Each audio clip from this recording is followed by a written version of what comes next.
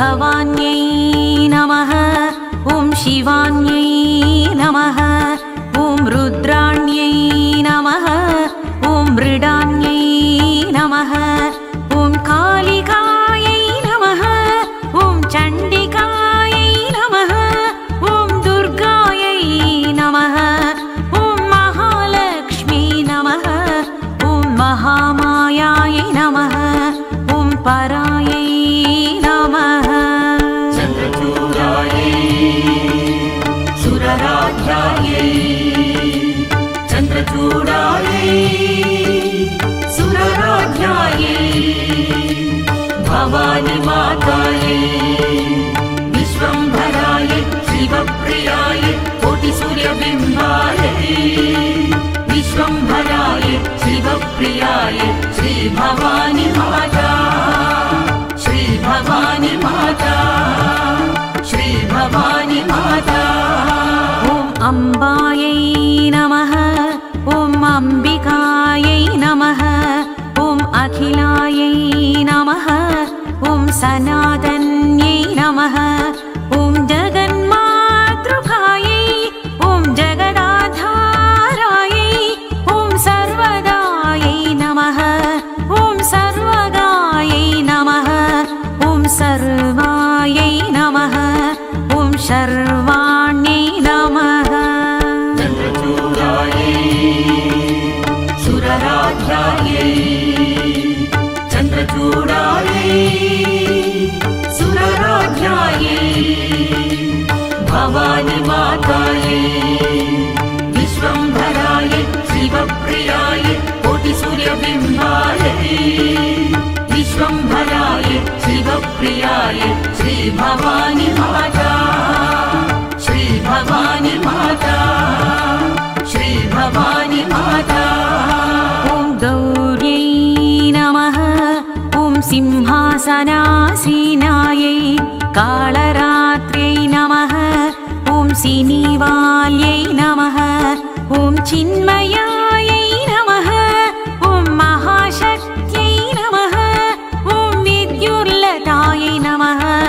ॐ अर्धमात्रायै नमः ॐ साक्षिण्यै नमः ॐ अलेखायै नमः चन्द्रचूडायै सुरराध्यायै चन्द्रचूडायै सुरराध्यायै भवानी मातायै विश्वम्भरायै शिवप्रियायै कोटिसूर्यबिम्बायै विश्वम्भरायै शिवप्रियायै श्री भवानी माता श्री भवानी माता श्री भवानी माता ॐ अनुज्ञायै नमः ॐ अनुपमायै नमः ॐ महिषासुरमर्धिन्यै ॐ वृतासुरनिर्मूलहेतवे ॐ त्रिनेत्रायै नमः ॐ चन्द्रचूडायै नमः ॐ सुराराध्यायै नमः ॐ दुर्गायै नमः ॐ भ्रमराम्बायै नमः ॐ चण्ड्यै नमः चन्द्रचूडायै सुरराध्यायै चन्द्रचूडायै सुरराध्यायै भवानी मातायै विश्वम्भरायै शिवप्रियायै कोटिसूर्यबिम्बायै विश्वम्भरायै शिवप्रियायै श्री भवानी माता श्री भवानी माता श्री भवानी माता ॐ चामुण्डायै नमः ॐ शिवप्रियायै नमः ॐ सिद्धिदायै नमः ॐ पर्वतवर्धिन्यै नमः ॐ सिंहाधिष्ठायै नमः ॐ भक्तहृदयाधिष्ठायै महाविद्यायै नमः ॐ प्रकृत्यै नमः ॐ विकृत्यै नमः ॐ सुकृत्यै नमः चन्द्रचूडायै सुरराध्यायै चन्द्रचूडायै सुरराध्यायै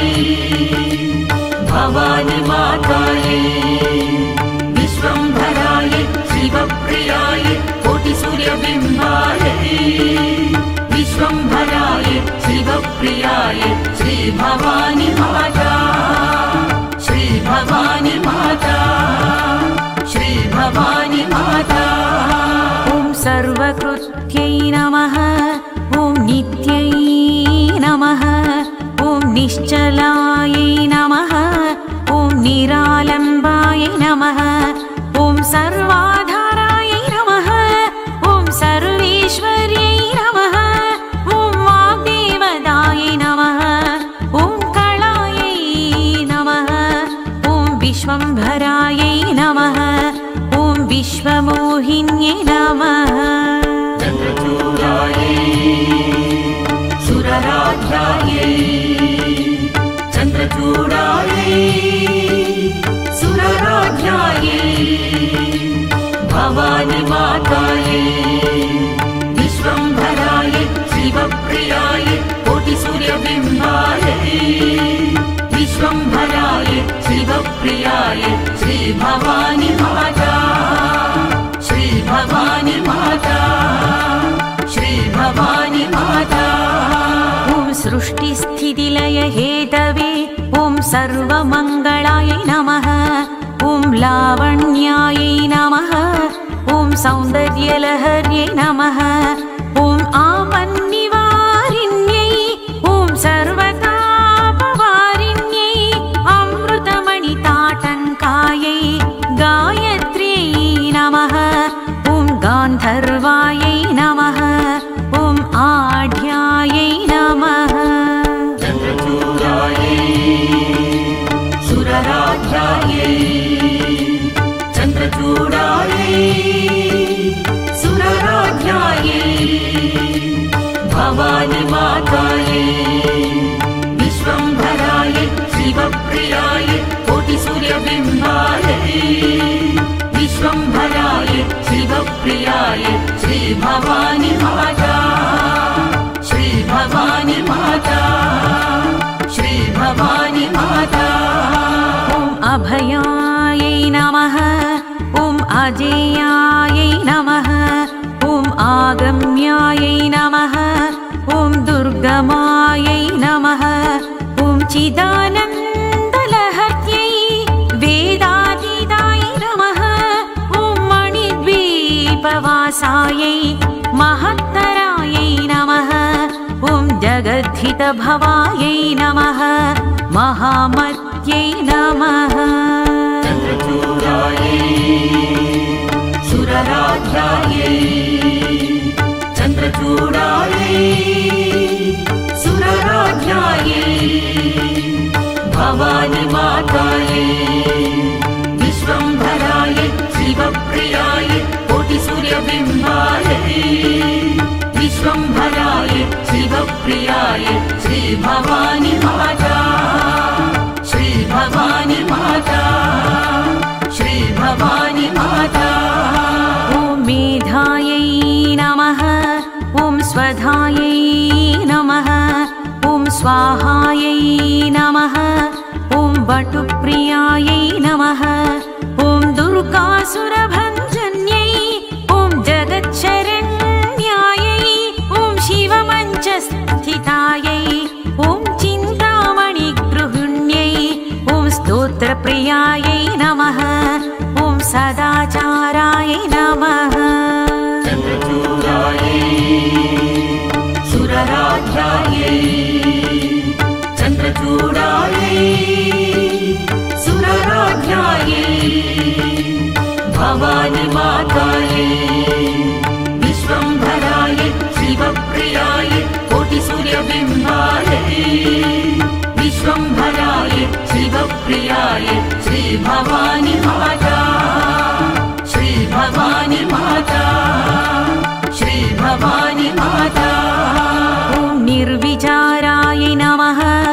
ॐ निष्कामसेवाप्रियायै ॐ व्रतरूपायै नमः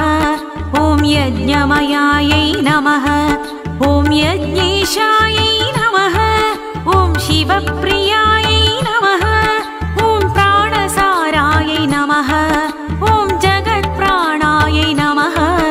ॐ अदितरहितायै नमः ॐ इन्द्रकीलाद्रिवासिन्यै चन्द्रचूडायै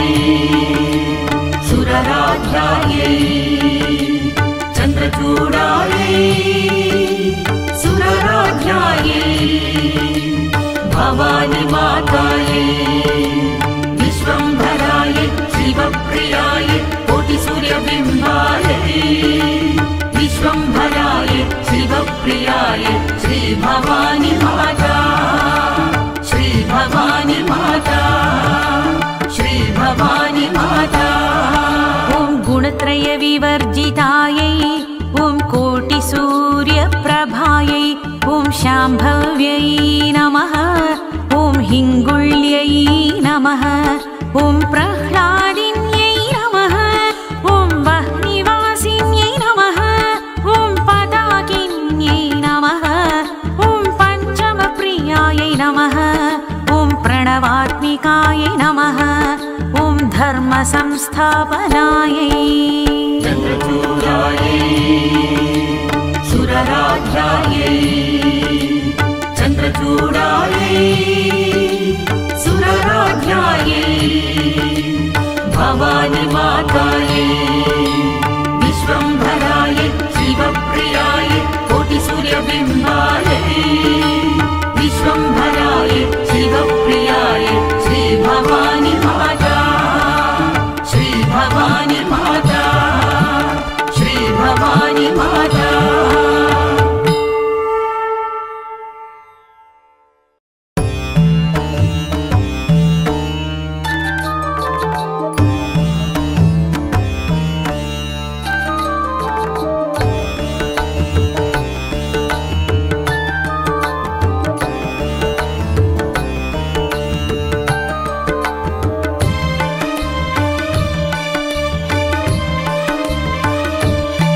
श्रीभवान्यै नमः ॐ शिवान्यै नमः ॐ रुद्राण्यै नमः ॐ मृडान्यै नमः ॐ कालिकायै नमः ॐ चण्डिकायै नमः ॐ दुर्गायै नमः ॐ महालक्ष्मी नमः ॐ महामायायै नमः ॐ परायै नमः चन्द्रचूडायै सुरराध्यायै चन्द्रचूडायै सुरराध्यायै भवानी मातायै विश्वम्भरायै शिवप्रियायै कोटिसूर्यबिम्बायै विश्वम्भरायै शिवप्रियायै श्रीभवानी माता श्रीभवानी माता श्रीभवानी माता ॐ अम्बायै नमः ॐ अम्बिकायै नमः ॐ अखिलायै नमः ॐ सनातन्यै नमः ॐ जगन्मातृकायै ॐ जगदाधारायै ॐ सर्वदायै नमः ॐ सर्वगायै नमः ॐ सर्वायै नमः ॐ शर्वाण्यै नमः चन्द्रचूडायै सुरराध्यायै चन्द्रचूडायै सुरराध्यायै भवानी मातायै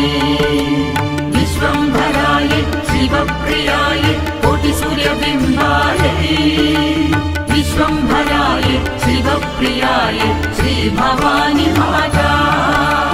श्रीभवानी माता श्रीभवानी माता ॐ गौर्यै नमः ॐ सिंहासनासीनायै कालरात्र्यै नमः ॐ सिनीवाल्यै नमः ॐ चिन्मयायै नमः ॐ महाशक्त्यै नमः ॐ विद्युल्लतायै नमः ॐ अर्धमात्रायै नमः ॐ साक्षिण्यै नमः ॐ अलेखायै नमः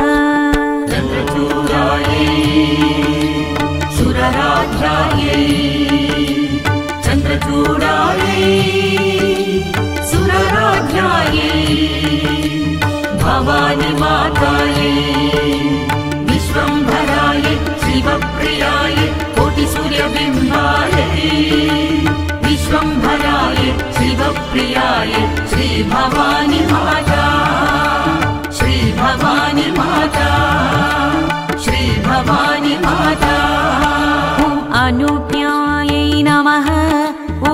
अनुपमायै नमः ॐ महिषासुरमर्धिन्यै ॐ वृतासुरनिर्मूलहेतवे ॐ त्रिनेत्रायै नमः ॐ चन्द्रचूडायै नमः ॐ सुराराध्यायै नमः ॐ दुर्गायै नमः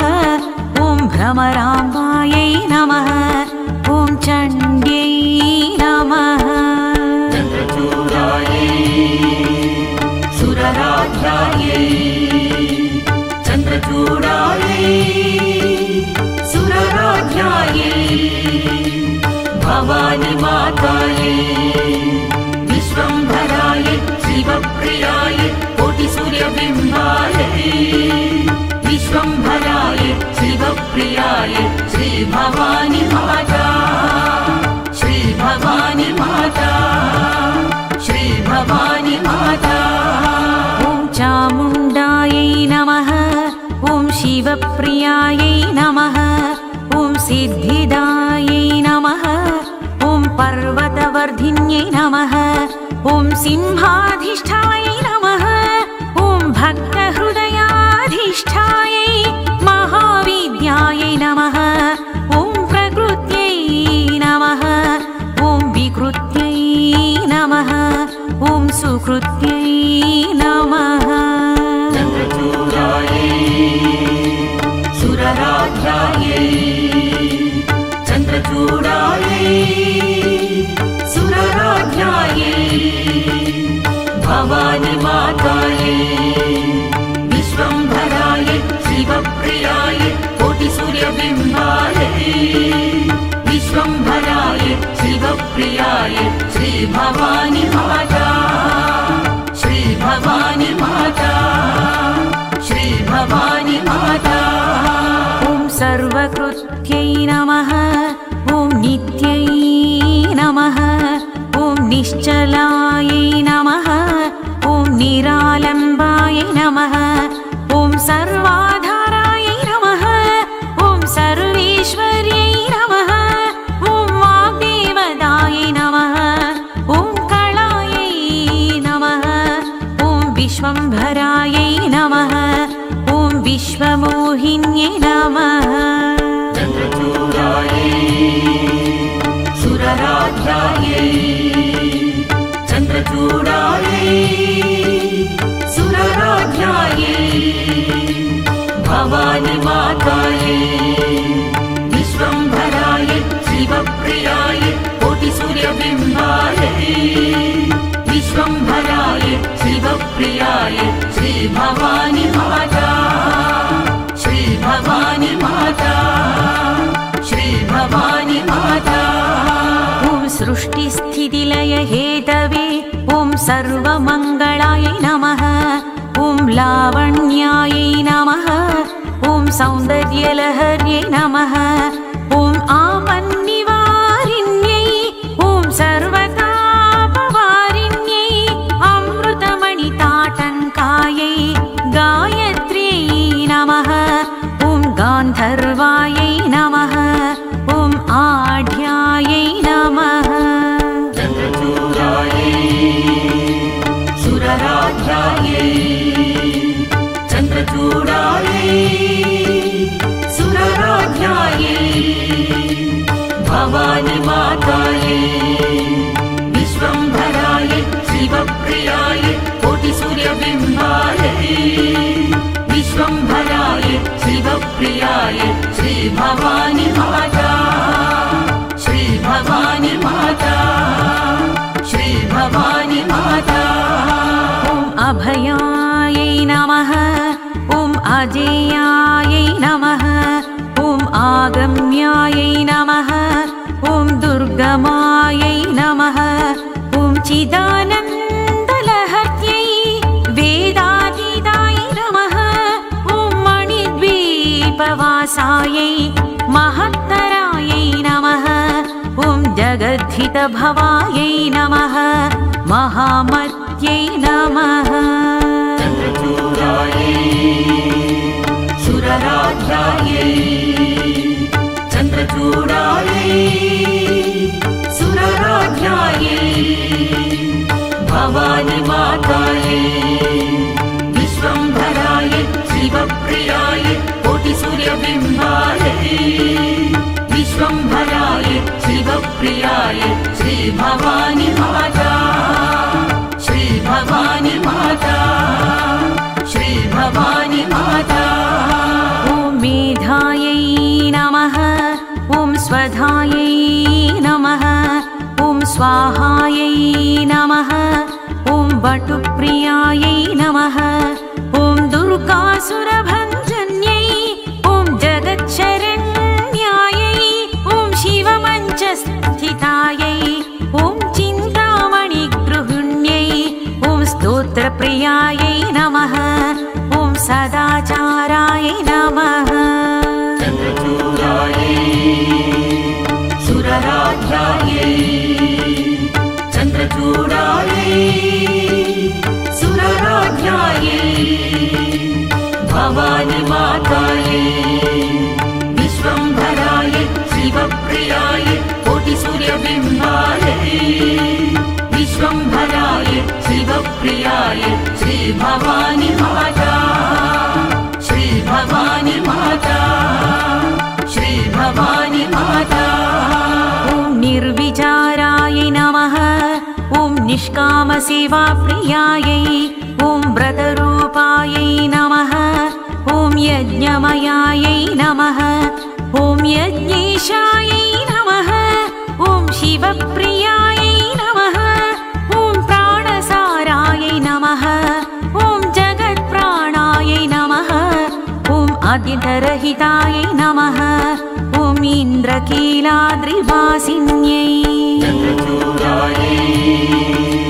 सुरराध्यायै चन्द्रचूडायै सुरराध्यायै भवानी मातायै विश्वम्भरायै शिवप्रियायै कोटिसूर्यबिम्बायै विश्वम्भरायै शिवप्रियायै श्रीभवानी माता श्रीभवानी माता श्रीभवानी माता ॐ गुणत्रयविवर्जितायै ॐ कोटिसूर्यप्रभायै ॐ शाम्भव्यै नमः